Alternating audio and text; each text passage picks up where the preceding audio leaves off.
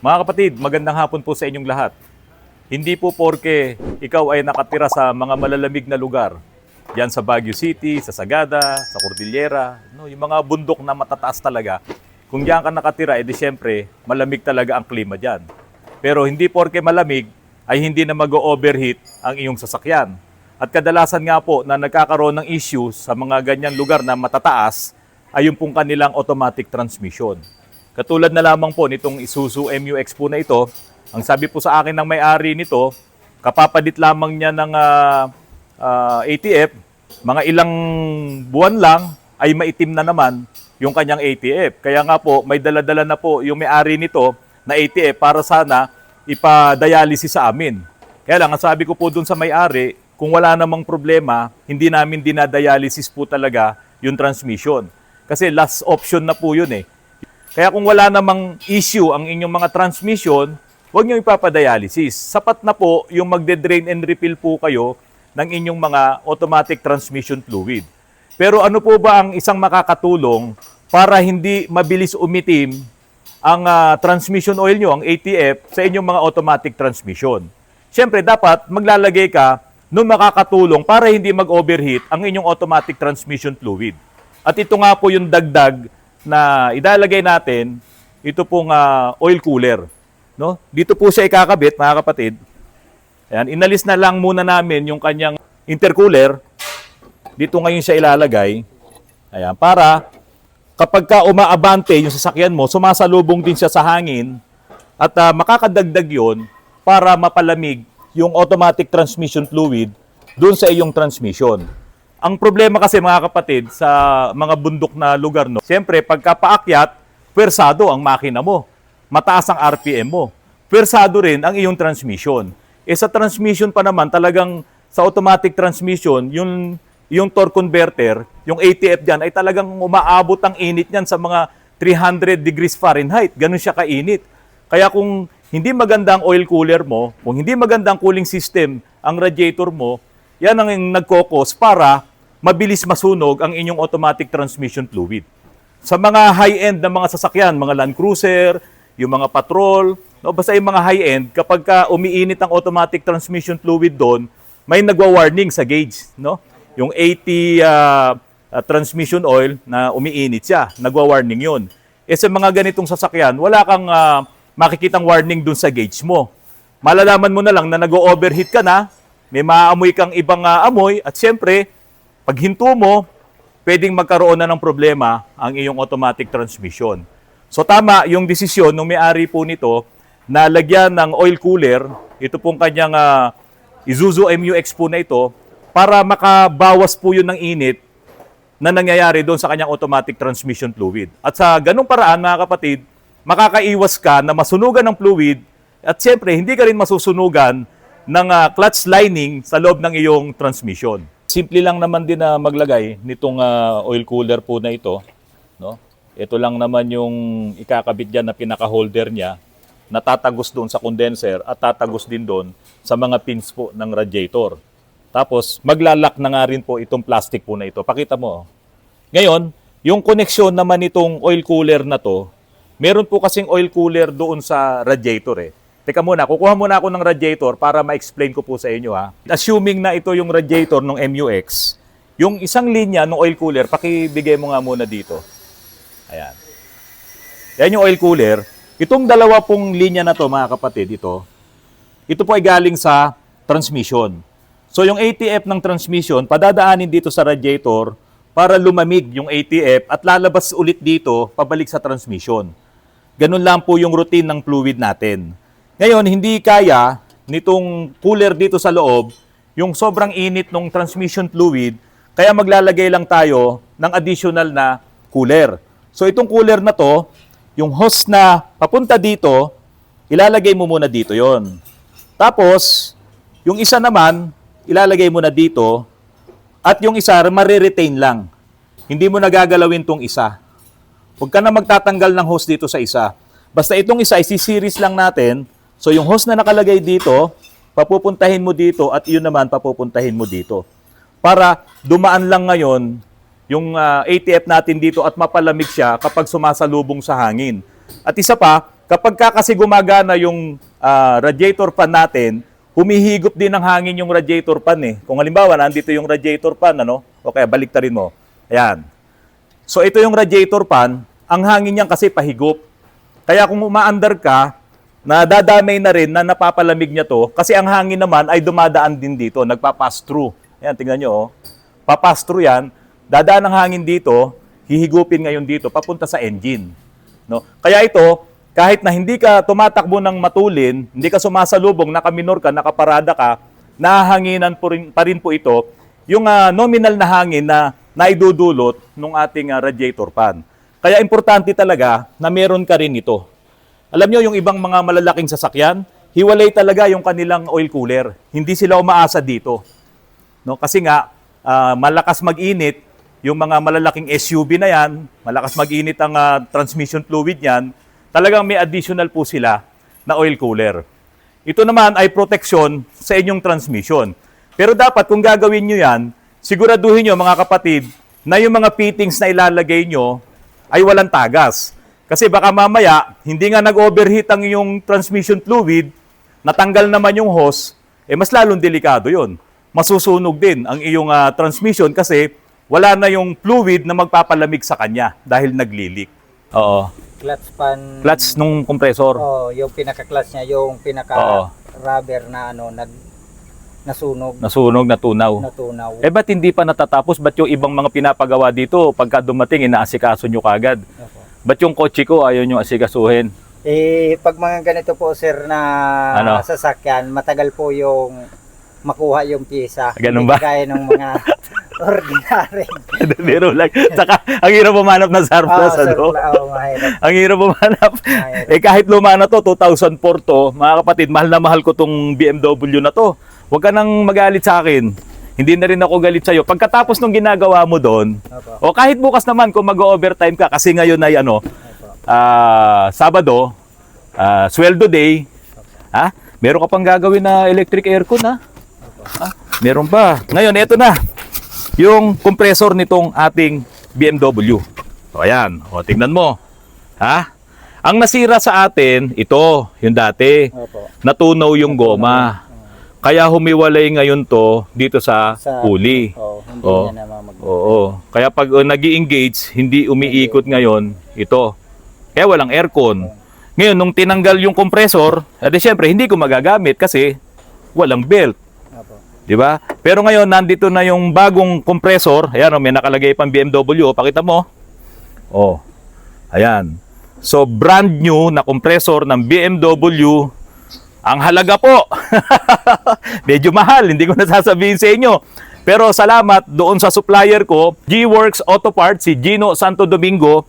Pagka usapang Euro parts o BMW, kahit brand new or surplus, nakakakuha po tayo kay G-Works. So ito na yung compressor, kasi sa Boss RR ay magsisimula na rin sa munisipyo magtrabaho, kailangan niya ng sasakyan. Kaya minadali ko na yan. So pagkatapos ng ginagawa mo doon, sige, balik mo na ulit dito, ay gawin mo na itong ating sasakyan. So ganun talaga mga kapatid, medyo magastos din talaga kapag mayroon tayong sasakyan. Tulad nito, gustuin ko mabilan ng surplus na compressor, kaso wala akong mabili, kaya mag-brand new po talaga tayo. Medyo mahal, pero since gusto nating ma-save pa yung ating sasakyan, wala namang ibang problema to, yung aircon lang, kaya bumili na po tayo ng brand new na compressor. Ngayon, ito pong mga nasa harapan ko na to, ang problema din ito, aircon. Halika nga kuya, ano bang problema sa aircon mo? Umiinit, lumalamig. Umiinit, lumalamig. Oo. Unstable yung lamig niya. Lalo pag na-standby ka sa traffic. Oo. Ganon. Nababahala ako, lalo kanina sir Nababahala po kayo? Oo. Umakyat ako. Dito sa Antipolo. Saan ba kayo galing? Galing kami ng North Caloocan sir Naku, layo naman. Layo nga. Pag North Caloocan, saan yun? Sa Bagong Silang ba yan? Sa may Kamarin ho. Kamarin, malayo na. Ang pag-akyat nyo rito, anong nangyari? Nag-blink sir yung temperature. Temperature? Anong kulay yung nag-blink? Pula? Yung pula. Naku, pumula. kinabahan na ako. Siyempre, tinabi ko. Oo. Sabi ko, bata na nagkaganyan. Binuksan ko yung makina. Oo. Wala naman, hindi naman nag-overheat yung tubig. Yung hindi pa nag-overheat Oo. talaga. Oo. Pinatay ko na, binuhusan ko yung radiator para isipin ko lang na makakit kami papunta rito. Kasi yung gauge nitong Avanza, wala namang temperature gauge na Wala gano'n, ho. ano? Yung lang, Oo, icon. ginagawa tayong sobrang talino no? So nung nagbi-blink na yon, pinatayin nyo yung engine, binuhusan nyo ng tubig, tama yun. Yung radiator. Or ang gagawin nyo, habang umaandar, buhusan mo lang ng tubig yung radiator. Oo. Kasi si-circulate naman niya yon para papasok sa makina, Oo. medyo malamig na. Saka nyo ngayon papatayin. Kasi pag ang pinatay mo kagad, mainit yung coolant dun sa loob ng makina, nandun pa rin yung init nun. Oo. So sa susunod, pag uminit ulit ang ulo ni Mrs., ay sino ba? Hindi kaya Yan. mainit din ang ulo ng asawa nyo kasi pagdating dyan Siyempre sir, kanina, Mainit din ang naiinitan ulo. sa loob Oo, kasi sabi, pagawa ka rin ng pagawa dun, wala naman daw Oo. Totoo ba yon? Totoo yun sir. Ha? Dito lang ako. Sinadya ko talaga pumunta rito. So yun, Para pagpunta nila rito, mga kapatid, ako na mismo, yung personal na tumingin sa kanilang Avanza, mahina na yung ikot ng kanyang auxiliary fan o yung kanyang radiator fan or in short, electric fan. Kasi yun ay di kuryente na yun, no? DC volts ang nagpapatakbo doon sa kanyang electric fan. Ang electric fan nyo po, sa bahay, merong speed na 1, 2, 3, tama? Ano yun yung pinakamalakas? siyempre, number 3. Yung 3. Oo. Ngayon, ang nangyari dito sa inyong electric fan sa inyong Avanza ay 1 na lang. Di ba? Umiikot pa siya pero mahina na. Kaya nung kayo'y paakyat dito, pwersado yung makina, Oo, naka-aircon uminit, kayo, uminit may lalo. sakay pa kayo, tumaas yung inyong temperatura. Pero kung kayo naman ay pa sa lubong sa hangin, medyo lumalamig, Oo. di ba? Yun, Pag sir, hindi meron, traffic, oo. lumalamig. Ibig sabihin, Malamig konti. oo, ibig sabihin nahanginan yung inyong radiator nung sa lubong sa hangin. So ngayon, nagpabili na tayo ng motor. Papalitan natin yung motor ng inyong electric fan. At sigurado naman ako, kapag naayos na yon, ay lalamig na rin ang ulo ng asawa nyo. Di ba? Sir. Lalamig na ulo, no? Oo, sigurado Kasi sir. malamig na yung aircon. Oo. Ha? Hintayin nyo na lamang, sir, yung electric motor na pinabili natin para mailagay po dito. Ito, pakita mo yung Avanza ni sir. Ayun, no? Nagbi-video din yata. Anak nyo ba yon? Pinsan ko sir. Pinsan Nandyan yung nyo. anak ko sa loob. Oo, ayun. May-ari Oo. ng sasakyan. Alagang-alaga yung Avanza ni sir, oh. Oh. So yan, hintayin nyo lamang po, sir, ha? Sige. Anong pangalan po? Jaime sir. Jaime. Oo. Ayun, ang mga Jaime talaga mga gwapo eh. Yung technician ko dito sa Sa aircon. Jaime din po Oo, 'yun, sir. sa aircon, oo. Si sir, ang pangalan mo, sir? Jay na lang po. Jay. Galing pa ng Kalumpit, Bulacan. So nag-commute ka, sir? O dito kami. Nag-work naman po ako around Quezon City. So, Oo. na lang ako. Okay, talagang sinadya mo lang kami Sinadya, dito. opo. Ano bang problema? Bakit dito mo na dinala sa amin, sir? Yung parts ng minsan mahirap maghanap sa Mahirap. sa Oo. pagpapagawa. Ikaw pa maghahanap. Yun nga. Oo. Sabi ko, daling ko na lang dito. Oo, kasi Suzuki kasi talagang pag hindi mo kilala bibilan mo ng pyesa ng Suzuki, medyo mahirap talaga maghanap. Sa mga bising tao, mukhang, sir, saan ka pa nagtatrabaho, sir? Ang gwapo, namumula ka parang hindi ka taga Metro Manila eh. Nakamotor. Nakamotor. So yun, si Sir Jay, galing pa ng Kalumpit, Bulacan, dinayo tayo rito. Nagpalit tayo ng ng assembly ng axle nito, axle assembly kasama yung CV joints kasi maingay pagka lumiliko. Tapos shock absorber. So lahat naman na okay na. Okay na sir. Balikan na lang ulit. Kumusta mo ako sa mga kababayan natin doon? Ako kasi tubong Baliwag, si Sir tubong Kalumpit. Magkadikit lang yan. Doon talaga kami bumibili ng mga sariwang isda doon sa lugar nyo sa Kalumpit Yung mga ulang, ganyan. Mga ulang, oo. Camshaft sir, kasi may tumutulong lang sa likod. Yung Oo. camshaft is natunaw pala due to overheat. So, Paano natunaw yung camshaft due to overheat? ito po. Patingin nga. Oh. Pero wala na tong check engine yung? Nakala ko po nung una, nung pinalitan ko yung isang camshaft dito, Oo. kasi pag ini-start ko, hard starting siya. Tapos nung napalitan ko, ganun pa rin. Yun pala, may isang camshaft pa pala sa likod. Natunaw to. Natunaw po. Bakit siya. yung ibang pyesa hindi natunaw? Ba't ito pa natunaw? Ayun po yung nangyari. Kaya binuksan namin yung ni Sir Jong, yung Okay po, yung camshaft positioning sensor, nasira. Ngayon kanina, napatawag lang ako Opo. dito kay Pyong kasi ang nakalagay doon sa job order, itinawag sa akin, magpapalit daw ng camshaft. Sabi Parang ko, yung buong ano. hindi ako pumapayag Sensor ng lang. ganon na papalitan ng camshaft. Sabihin mo dun sa may-ari, bakit na nasiguradong ang papalitan ay camshaft? Sabi ko ganon. Kasi pag nagpalit ka ng camshaft, magta-timing ka, Opo, tanggalin opo. mo yung timing chain, Matrabaho. di ba? Matrabaho yun. Yung Eh pala hindi, sensor lang. sabi hindi, yun na raw may-ari ang bibili ng pyesa. Ha? Siya pa bibili ng pyesa, siya pa bibili ng camshaft. Tawagan mo nga si Pyong. Tinatawagan ko si Pyong. Yung pala sensor lang. Yung pala camshaft positioning sensor ang problema. Anyway, maandar na. Okay na po. Nagpalit ka na rin ng 4 na ignition coil? Opo. Nung una si Sir June. Oo. Kasi Nung nakaraan, nung no? Wednesday, opo. Mm. Nung una, kasi after mapalitan yung radiator na Okay. na kasi due to overheat, okay na, nanginginig yung makina. Ito lang pala yung problema. Oo. Talagang Week. kayang sirain din ng overheating yan. Opo. Tapos Pero bakit ka nag-overheat? yung yung thermostat niya nag-lock sa Oo. hindi parang nag-lock, hindi siya pumapasok. Kumbaga, Oo, nag-stack up automatic na. siya. Opo. Yun ang nangyari. Okay. O di sige, obserbahan mo na lang muna to bro. Kasi nag-overheat ka pala. Dito naman sa pyesa na pinalitan nyo, okay na yan. Yes. At sira naman talaga to. Pero yung overheating, obserbahan mo yan. Yes. Baka mamaya mag-overheat ulit, ibang issue na yon. Yes, sir. Oo, kasi pa once na ma-overheat ka, nagwa-warp kasi yung cylinder head eh. So sana hindi mangyari yon. Sana. O sige. Alright, God bless you, sir. Oo. God bless you. Mga kapatid, maraming salamat sa patuloy na pagtangkilik nyo po sa aking channel.